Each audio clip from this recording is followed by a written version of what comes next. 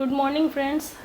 आज मैं आप लोगों से एक ऐसा टॉपिक डिस्कस करने वाली हूँ जो हर न्यू मदर जो भी लेडीज़ नई नई मम्मी बनी हैं वो एक्सपीरियंस करती हैं। बट कई बार क्या होता है कि हम समझ नहीं पाते हैं कि ये पोस्टपार्टम डिप्रेशन कहलाता है या हमारी सोसाइटी में ये इतना ज़्यादा कॉमन नहीं है कि इसको सीरियस लिया जाए।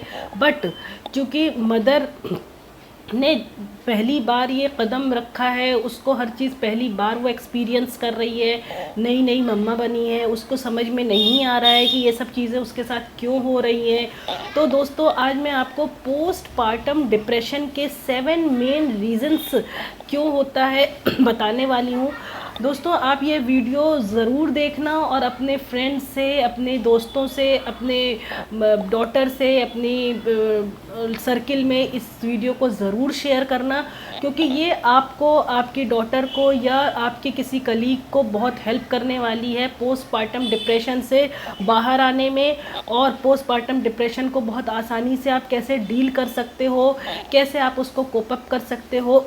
तो दोस्तों इस वीडियो को आप एंड तक ज़रूर देखना और अगर आपको ये वीडियो पसंद आए तो उसको लाइक एंड शेयर ज़रूर करना। अगर अभी तक आपने मेरे चैनल को सब्सक्राइब नहीं किया है दोस्तों जल्दी से फटाफट से आप इसको सब्सक्राइब कर दो। दोस्तों होता क्या है कि पोस्टपार्टम डिप्रेशन यानी कि नाम से ही पता चल रहा है, डिलीवरी के बाद यानी पोस्टपार्टम जो डिप्रेशन होता है, टेंशन होती है, एंग्जाइटी होती है उसको आप कैसे डील कर रहे हो, वो आपके अंदर क्यों हो रहा है, उसके रीज़न बताऊंगी आपको।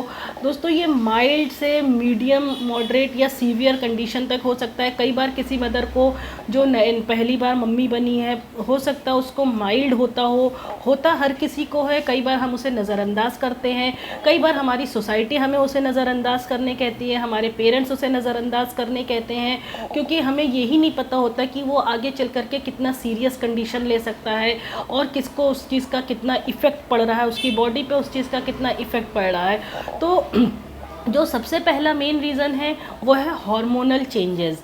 दोस्तों जब प्रेगनेंसी होती है तब से लेकर के डिलीवरी तक हमारी बॉडी में बहुत सारे हार्मोन्स ऊपर नीचे होते रहते हैं, लेकिन जैसे ही डिलीवरी हो जाती है, होने के बाद आपके वो सारे हार्मोन्स को अपने नॉर्मल पर आना है ताकि वो फिर से आपकी बॉडी अपने नॉर्मल पर आए। सारे मैकेनिज़्म, सारे वर्कअप जो हो रहे थे डिलीवरी से, प्रेगनेंसी से पहले, वो सब फिर से होना शुरू हो। तो जब वो सारे हार्मोन्स 6 से 8 हफ्ते या 10 हफ्ते में वो नॉर्मल पे आना शुरू होते हैं तो हमारी बॉडी में बहुत सारे चेंजेस होते हैं, बदलाव होते हैं, जिसके नतीजे में हमें पोस्टपार्टम डिप्रेशन महसूस होता है, हम फील करते हैं उस चीज़ को। तो कई बार क्या होता है दोस्तों कि इन हार्मोन्स के बिगड़ने की वजह से और फिर उनको नॉर्मल पर भी आना है, उसकी वजह से हमें पोस्टपार्टम डिप्रेशन हो जाता है। और जो दूसरा रीज़न है वो है लैक ऑफ स्लीप। होता क्या है कि जो 9 महीने प्रेगनेंसी का टाइम पीरियड था उसमें हम खूब नींद पूरी करते हैं, खूब इंजॉय करते हैं अपनी लाइफ को बहुत अच्छे तरह से, बेबी मून पे, या तो फिर हम अपनी तरफ से हर तरह की इंजॉयमेंट करना चाहते हैं, बेबी के लिए मार्केटिंग करते हैं, अपने लिए मार्केटिंग करते हैं, अपनी पसंद की चीज़ें ख़रीदते हैं, अपने बेबी के लिए अच्छे से अच्छी चीज़ें प्लानिंग करते हैं। तो वो जो 9 महीने का टाइम पीरियड होता है वो बहुत लाइफ का सबसे अच्छा टाइम पीरियड होता है, जो कि वो 9 महीने होते हैं। उसमें आपकी नींद भी पूरी होती है, आपके बहुत केयर की जाती है, आपके इन लॉज, आपके पेरेंट्स सब आपकी बहुत केयर करते हैं, यहाँ तक कि आपके सिस्टर, आपके हस्बैंड सब आपकी बहुत केयर करते हैं। लेकिन एकदम से डिलीवरी के बाद क्या होता है कि आपकी from the day of delivery, जिस दिन आपकी डिलीवरी हुई है उस दिन से लेकर के टिल 1 ईयर ज़्यादा से ज़्यादा मैक्सिमम और कम से कम 4 महीने की नींद आपकी एकदम ख़त्म हो चुकी होती है। जो आपको 6 से 7 घंटे, 8 घंटे नींद लेनी थी वो अब आपकी बार बार आँख खुल जाती है, चाहे बेबी के जागने की वजह से, बेबी के रोने की वजह से, चाहे बेबी को भूख लग रही हो, किसी भी रीज़न से आपकी नींद पूरी नहीं हो पाती। हर 2-2 घंटे पे आपको उठ करके बेबी को फीड कराना है, बेबी की नैपी चेंज करना है, बेबी के कपड़े चेंज करने हैं, बेबी को नहलाना है, बेबी के लिए केयर करना है। तो जिसकी वजह से आपकी नींद पूरी नहीं हो पाती है, और जब नींद पूरी नहीं होती है तो आपकी बॉडी बहुत ज़्यादा एग्जॉस्ट हो जाती है, थकान महसूस होती है, आपकी बॉडी बहुत ज़्यादा वीक होना शुरू हो जाती है, जिसकी वजह से आप पोस्टपार्टम डिप्रेशन में जाना शुरू कर देते हो। तीसरी चीज़ होती है आपकी लैक ऑफ सपोर्ट। दोस्तों पीरियड ऑफ प्रेगनेंसी सबसे बेस्ट पीरियड ऑफ टाइम कहलाता है आपकी लाइफ का। उसमें सब आपकी केयर कर रहे होते हैं, आपको फ्रूट्स पूछा जाता है, आपको खाने की अच्छी अच्छी चीज़ें पूछी जाती है। आप अगर रात के 12-1 बजे 2 बजे भी कहते हो कि आपको आइसक्रीम चॉकलेट या कुछ भी खाने का मन है, आपकी वो ख्वाहिश को पूरा किया जाता है। लेकिन डिलीवरी के बाद चूँकि बेबी आ गया है आपकी लाइफ में, तो जाहिर सी बात है अब जो आपका सपोर्ट था वो बेबी की तरफ ज़्यादा डाइवर्ट होने लगता है। आपको सपोर्ट उतना नहीं मिलता है, मतलब कहने का है कि आपकी चीज़ों को, आपकी ख्वाहिशों को पूरी करने के लिए लोगों के पास टाइम नहीं है। आपको या तो फिर आपके घर में ओल्ड इन लॉज़ हैं, या आपके घर में हस्बैंड बहुत ज़्यादा बिज़ी रहते हैं, या ये कहो कि हस्बैंड को भी नहीं पता है कि बेबी को किस तरह से हैंडल करना है, या आपके घर में कोई ऐसा बड़ा नहीं है, तजुर्बेकार नहीं है जो आपको समझाए कि आपको बेबी को किस तरह हैंडल करना है। तो आप अकेले ही सारी चीज़ें हैंडल करते हो, जैसे तैसे करके आप सारा काम फिनिश करते हो। तो आपको सपोर्ट नहीं मिल पाता, जिसकी वजह से आप धीरे धीरे पोस्टपार्टम डिप्रेशन की तरफ जाना शुरू कर देते हो। तो लैक ऑफ सपोर्ट होने की वजह से भी आप पोस्टपार्टम डिप्रेशन की तरफ जाना शुरू कर देते हो। जो चौथा पॉइंट है वो है आइसोलेशन।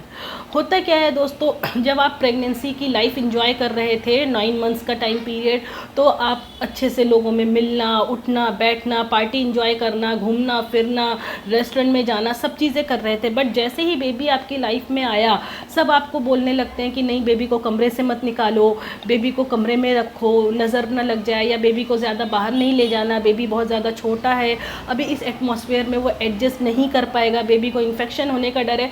तो जो आपकी लाइफ है वो सिर्फ एक कमरे में होकर के रह जाती है, बंद होकर के रह जाती है, यानी कि आप आइसोलेशन में रहते हो। आपको बस उसी एक कमरे में रहना होता है। कोई अगर आता भी है तो आपके कमरे में मिलने जाता है, आप बेबी को बाहर लेकर के नहीं आ सकते हो। आपको कहा जाता है आप बेबी के पास बैठो, उसकी टेक केयर करो, जो भी है आपको सिर्फ बेबी के ऊपर फोकस रखना है। तो आपकी जो लाइफ है वो सिर्फ आइसोलेशन में रह जाती है। वो टाइम पीरियड फिर आप बहुत ज़्यादा अकेला महसूस करते हो, आप धीरे धीरे पोस्टपार्टम डिप्रेशन की तरफ जाना शुरू कर देते हो। 5th पॉइंट है आपका स्ट्रेस। कई बार क्या होता है, हम एक अच्छी माँ बनने के चक्कर में, परफेक्ट माँ बनने के चक्कर में अपनी चीज़ों को समझ नहीं पाते हैं कैसे हैंडल करना है। या ये कहो कि आप फर्स्ट टाइम मदर बने हो तो आपको नहीं पता है कि आपको बेबी को कैसे कैरी करना है, आपको बेबी को कैसे फीड कराना है। आप सोचते हो कि आप एक अच्छी मदर बनो, आप परफेक्ट मदर बनो, फ्रॉम द डे 1 से लेकर के आप एक परफेक्ट मदर बनने की वजह से कुछ ज़्यादा ही स्ट्रेस लेते हो।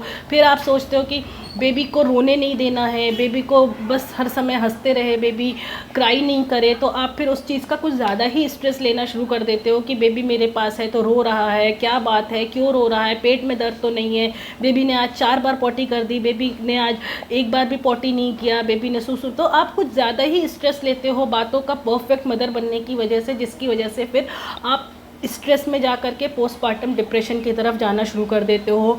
6th पॉइंट है दोस्तों डिप्रेशन। कई बार क्या होता है, किसी का पुरानी हिस्ट्री है, हिस्ट्री ऑफ डिप्रेशन है, तो उन लोगों में भी पोस्टपार्टम डिप्रेशन होना बहुत ज़्यादा जल्दी हो जाना और बहुत क्लियरली विजुअलाइज होना बहुत कॉमन सी चीज़ है। यानी अगर आप हिस्ट्री ऑफ डिप्रेशन है आपकी, कि आपको पहले भी डिप्रेशन रह चुका है, तो आपके अंदर जो डिप्रेशन का साइन है पोस्टपार्टम, वो और ज़्यादा जल्दी दिखाई देगा और ज़्यादा लेवल पे दिखाई देगा। आप फिर वही गलती करते हो कि आप सोचते हो कि मतलब हर वक्त आपके दिमाग में बेबी को लेकर के चीज़ें चलती रहती हैं, परफेक्ट होने के लिए चीज़ें चलती रहती हैं, तो जिसकी वजह से आप पोस्टपार्टम डिप्रेशन में चले जाते हो। और जो लास्ट पॉइंट है वो है एंजाइटी। मतलब आप फिर से वही कि आप अपने बारे में सोचते नहीं हो, आप अपने आप को टाइम नहीं देते हो। आप कई बार तो आप अपने पैजामाज में ही रह जाते हो, आप यही नहीं सोच पाते हो कि आपको कपड़े भी चेंज करने हैं। आप बस एक कमरे में बंद होकर के आपको सुबह से शाम का नहीं पता चल पाता है। तो आप चीज़ों की बहुत ज़्यादा एंजाइटी या बहुत ज़्यादा डिप्रेशन लेते हो। आपको यही नहीं पता चलता है कि आज कब सुबह हो गई, कब शाम हो गई, कब आपको नहाना है, कब नहीं नहाना, कब बेबी के लिए। आपकी जो लाइफ है वो सिर्फ़ और सिर्फ अपने बेबी के आसपास इर्द गिर्द रह जाती है, होकर करके, तो फिर आप उस चीज़ का कुछ ज़्यादा ही टेंशन लेते हो, डिप्रेशन एंग्जाइटी लेते हो, जिसकी वजह से आप पोस्टमार्टम डिप्रेशन के तरफ जाना शुरू कर देते हो। तो उम्मीद करती हूँ ये 7 रीज़न्स जो पोस्टमार्टम डिप्रेशन के हैं वो आपको अच्छे से समझ में आए होंगे। ये जो रीज़न है दोस्तों, ये जो पोस्टमार्टम डिप्रेशन का फेज़ है वो शुरू के 1 साल में न्यू मदर को बहुत ज़्यादा एक्सपीरियंस करना पड़ता है। तो मेरी राय है कि आप मेरी वीडियो को अपने दोस्तों से, अपनी कलीग से, अपनी गर्ल्स से, बहनों से, अपनी डॉटर से ज़रूर शेयर करो और पोस्टमार्टम डिप्रेशन को अपने तौर पे ख़त्म करने की कोशिश करो। और अगर आप नहीं कर पा रहे हो तो अपने गायनिकोलॉजिस्ट से या अपने काउंसलर से ज़रूर मिलो, ताकि आप पोस्टमार्टम डिप्रेशन को ना फेस करो और अपनी लाइफ को बहुत ही आसान और स्मूथली आगे की तरफ बिताओ और आप एक अच्छी मदर हो और हमेशा रहोगे अपने बेबी के लिए। दोस्तों, कोई भी माँ ख़राब माँ नहीं होती है, बस हैंडल करने का तरीक़ा अलग अलग होता है। हर बच्चे की अलग चाहत होती है, हर बच्चे का अलग डेवलपमेंट, हर बच्चे का अलग माइलस्टोन होता है। आप उसको समझने की कोशिश करो। आप दूसरों से अपने आप को कंपेयर मत करो कि बेबी मेरे पास चुप नहीं हो रहा है, दूसरे के पास जाता है चुप हो जाता है। आप हमेशा से अपने बेबी के लिए एक अच्छी मदर हो और हमेशा अपने बेबी के लिए एक अच्छी मदर रहोगे। दोस्तों, पोस्टमार्टम डिप्रेशन बहुत गंदी सिचुएशन है, उससे बचने की कोशिश करो, अपनी नींद को पूरी करो और खुश रहने की कोशिश करो, आउटिंग करो, मस्ती करो, चिल आउट करो। दोस्तों, उम्मीद करती हूँ आपको मेरा वीडियो पसंद आया होगा और अगर अभी तक मेरे चैनल को सब्सक्राइब नहीं किया तो फटाफट से सब्सक्राइब कर दें। अगर आपने मेरी वीडियो को पसंद किया हो तो उसको लाइक एंड शेयर ज़रूर करें। अगर आप इंस्टाग्राम या फेसबुक पर हैं तो मुझे फॉलो करना ना भूलें।